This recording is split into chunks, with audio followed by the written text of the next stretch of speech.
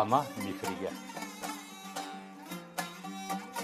Kichik chog'larimda tarixiy vatanda oshliqni norma qilib beradi.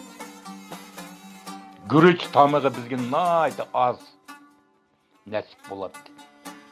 Bir kuni anam qayoqdandir bir polo qilg'idek guruch tepib ketdi. Apam bizga o'xshitib polo qilib berdi.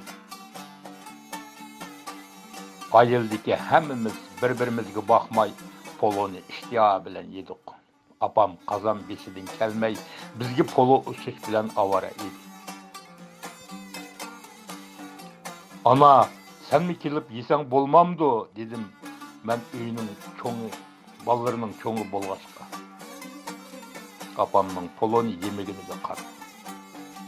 Kursukum anca içip ketmedi. Sen turup yeymen. Sizler yevirinlar.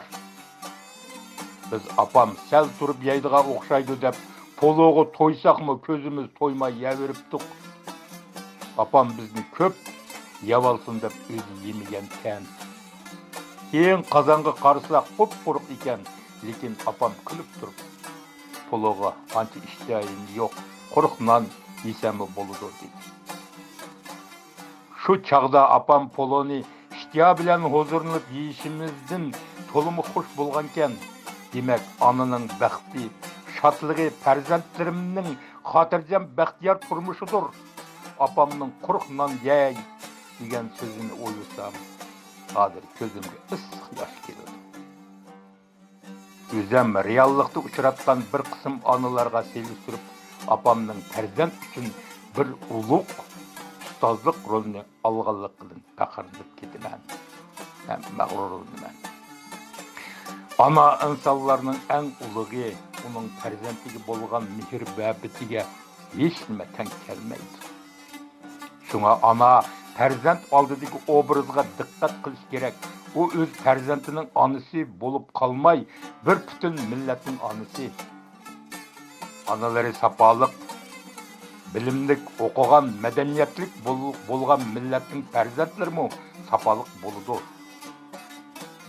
Gerçi turmuşumuz baya şatlıkta kömülgen bolsumu məlum sebepler tüpelinin tamak kalmagan çağda ben kuruktan yer deydiğen anılar kançılık. Ben hemme Uygur anılarının şundak tükelliğe işitmem. Ana yaratkoçi, ana yemaya kılgıcı zat. Yerdeki barlık güzellikler ayalgı bolgan mühabbet tüpeyli barlık keldi. Anının jürgi sokuştuğun toktavatsı mı özünün perzentinin keleceğini oylaydı. Ayal mukaddes zat söygen ayalın bolsa onundan iki hesse mukaddestir. Ayallarının en güzeli nomus ve haya perdesiga oralgandır. Milletinin keleceği anılar kolunda.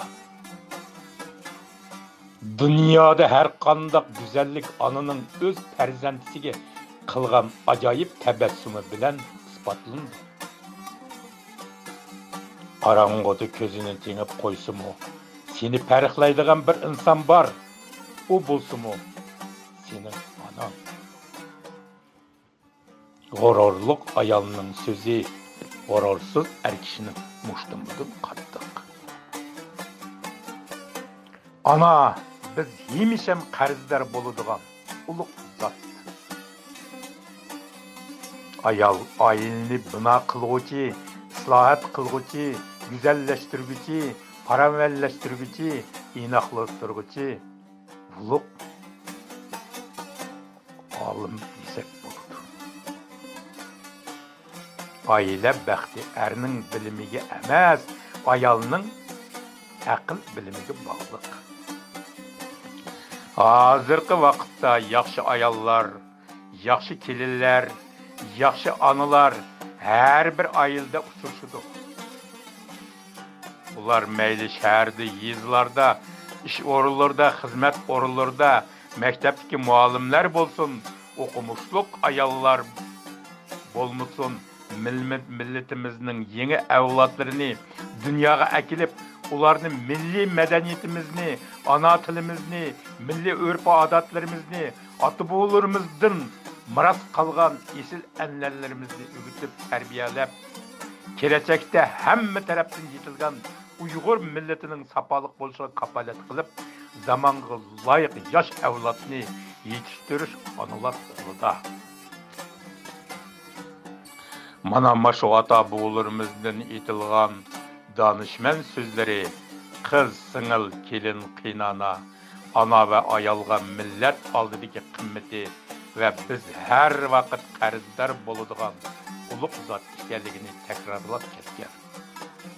Şunlaşqımı mən mehnatkash, mehribon, oq ko'ngil, xushxo'y, mehmondo'st, axloqliq, madaniyatlik, chiroyidan tabassum ketmaydigan bütün Uyghur hanım kızlarını kelivatkan ayallar bayram bilen kızgın təbriklayman.